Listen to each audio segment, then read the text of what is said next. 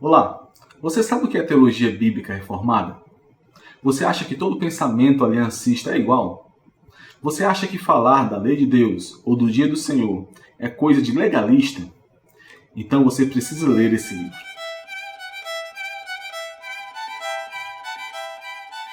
Sejam bem-vindos ao canal Sociedade Batista 1689.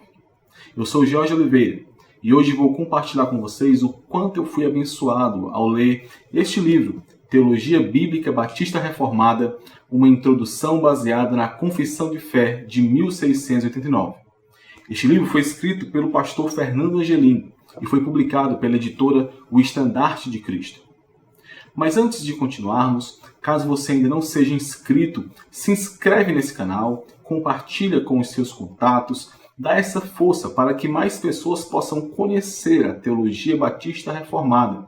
E se você gostar desse vídeo, não esquece de curtir. O livro Teologia Bíblica Batista Reformada, ele é um verdadeiro presente que o Senhor nos concedeu por meio do pastor Fernando Angelim.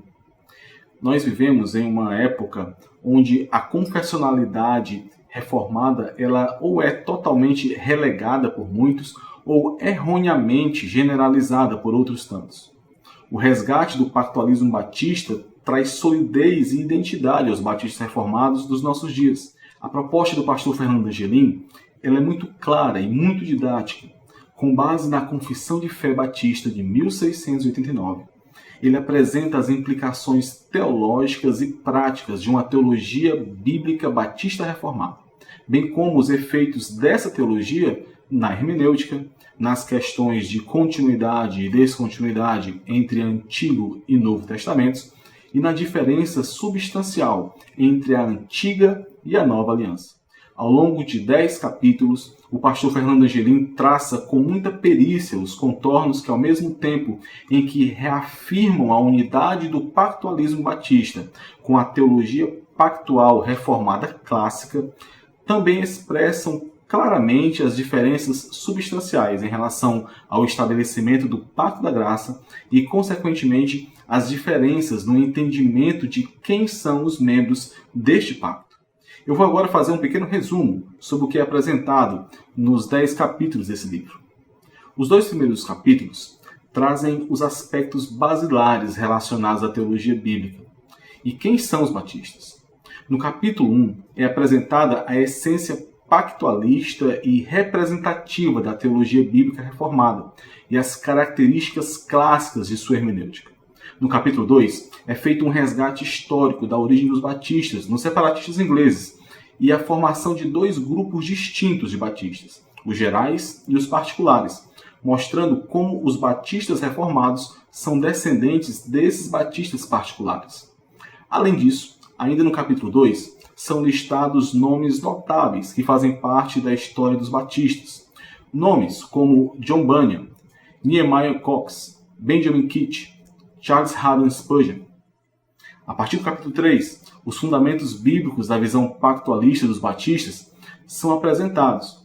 Neste capítulo, temos uma visão panorâmica das Escrituras e podemos identificar o seu enredo centrado no Pacto da Graça, que foi planejado na eternidade, revelado na Antiga Aliança e finalmente estabelecido na Nova Aliança. Ainda no capítulo 3, podemos constatar que o ensino da Confissão de Fé Batista de 1689 foi fielmente extraído das Sagradas Escrituras e expõe de maneira condensada esse seu enredo. Os 3 capítulos seguintes abordam de forma mais detalhada a estrutura pactual da teologia batista, definindo e explicando os conceitos principais encontrados no Pacto de Obras, no Pacto da Graça e no Pacto da Redenção. No capítulo 4, são definidos conceitos importantes como pacto, cabeça federal, tipo e antítipo, entre outros. Além disso, a natureza condicional do pacto de obras que se manteve por toda a Antiga Aliança é explicada, bem como a necessária representação federal para todo ser humano, seja em Adão ou em Jesus Cristo, aquele em quem o pacto de obras foi plenamente cumprido. Nos capítulos 5 e 6, nós temos os pactos da graça e da redenção, respectivamente. Estes são intimamente ligados E enquanto o pacto da redenção é o acordo firmado na eternidade pelo Deus triuno para a salvação dos eleitos, o pacto da graça é o desenvolvimento desse plano redentor na história, sendo progressivamente revelado na antiga aliança e finalmente estabelecido por meio do sangue do Cordeiro na nova aliança. Vale ressaltar o efeito retroativo do pacto da graça nos santos do Antigo Testamento. Estes foram salvos pela graça, mediante a fé na promessa de um Redentor que viria. Ninguém pode ser salvo senão por meio de Jesus Cristo, e em virtude da nova aliança. No capítulo 7, é analisada a relação entre a antiga e a nova aliança. A antiga aliança aponta tipologicamente para Cristo e cumpre seu papel de preservar a linhagem do Messias, de mostrar que todos estão debaixo da condenação do pecado e que por isso precisam de um Salvador. Os aspectos físicos e condicionais da aliança com Abraão se desenvolvem na antiga aliança, mas é na nova aliança que os aspectos espirituais e incondicionais da aliança abrâmica se cumprem. Cristo é o mediador desta última. Ele cumpriu as exigências no lugar dos eleitos. Sendo assim, a nova aliança é eterna, inquebrável e essencialmente distinta da antiga aliança. O capítulo 8 trata do uso da lei de Deus na nova aliança.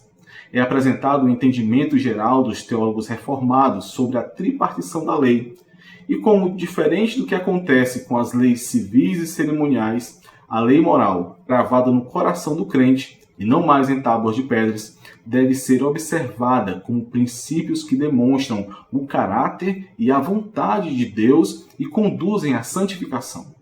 O crente não está sob a maldição da lei e jamais pode ser salvo mediante ela, mas em gratidão e amor a Deus, ele a observará. O capítulo 9 trata de um ponto interessante relacionado ao que foi visto no capítulo anterior, o dia do Senhor. É apresentado que o quarto mandamento tem um aspecto cerimonial que fora cumprido e um aspecto moral estabelecido para o homem e não somente para o judeu. Esse aspecto é o dia do descanso para adorar a Deus. Outro ponto interessante do que é abordado no capítulo 9 é a mudança desse dia de descanso a ser guardado para o primeiro dia da semana, o domingo. Essa mudança não é defendida como uma mera conveniência ou um costume, mas como algo que fora instituído por Deus, seja por meio dos apóstolos, seja pelo próprio Senhor Jesus Cristo, aquele que é maior que o sábado, que ressuscitou no primeiro dia da semana, o domingo, aquele que volta a aparecer aos apóstolos que estavam reunidos em um domingo, e aquele que derrama o seu Espírito no dia de Pentecostes, um domingo. O capítulo 10 encerra essa maravilhosa obra comparando as teologias pedobatista e credobatista. Embora existam muitas semelhanças no modelo pactual de ambas, as diferenças relacionadas ao estabelecimento do pacto da graça geram distinções substanciais entre essas duas vertentes do pactualismo. Enquanto os pedobatistas creem que o pacto da graça foi estabelecido já em Gênesis capítulo 3, versículo 15, e administrado de diferentes formas na antiga e na nova aliança, os credobatistas creem que na antiga aliança o pacto da graça foi revelado e somente foi estabelecido na nova aliança, o que faz com que esta seja substancialmente diferente da anterior. Assim, somente os regenerados podem crer e somente estes estão no pacto da graça e podem participar das ordenanças dele.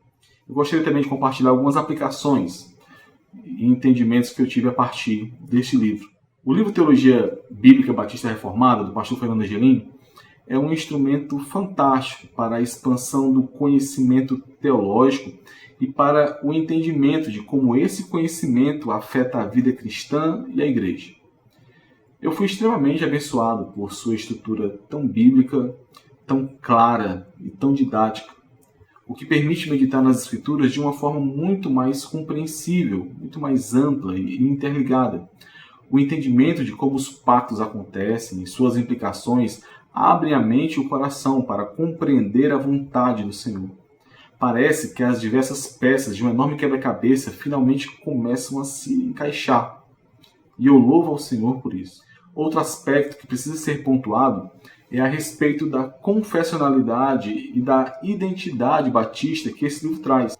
Ao ler no capítulo 2 sobre a origem dos batistas, os batistas notáveis e como as doutrinas registradas na nossa confissão de fé são tão atuais e necessárias à igreja, você sente como se observasse a sua árvore genealógica, como se levasse consigo na confissão de fé os registros de uma linhagem que foi preservada. Como é importante e reconfortante saber que nós temos um lastro histórico, que nós pegamos um bonde andando, um bonde que foi trazido por grandes homens, verdadeiras montanhas a serem admiradas. Você, batista, precisa saber das suas origens. Por fim, este livro me confrontou diretamente acerca de dois aspectos que ainda estavam um pouco abstratos para mim. O uso da lei do Senhor para a santificação e o dia do Senhor. Fica muito claro como a submissão à lei moral escrita em nossos corações é uma marca de que ela realmente está lá. Como crentes, a lei não nos condena, mas nos aponta uma direção de como fazer a vontade daquele que nos resgatou. Como é maravilhosa a lei de Deus para aqueles que estão em Cristo. E quão maravilhoso também é desfrutar do dia do Senhor. Não é uma mera folga que recebemos em uma semana, não é um peso legalista que precisamos carregar por sermos crentes. É o vislumbre de um anseio que nós temos. É a sombra de algo que se cumprirá na eternidade.